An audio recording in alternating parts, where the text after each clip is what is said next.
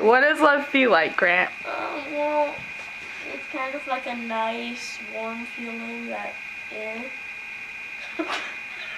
I can't really think of anything. It's kind of a hard It's question. friendship-ish. It feels good.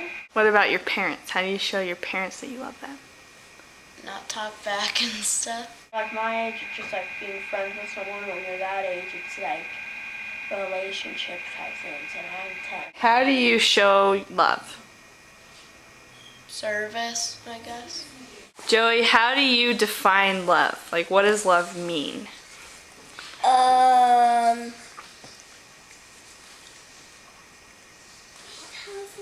I don't know. You don't know? Like, what is love? Do you know? No. Why do you love the people that you do? Because they're a family, and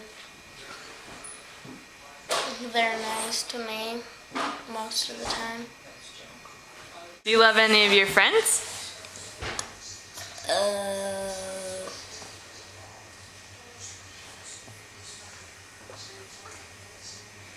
I don't know.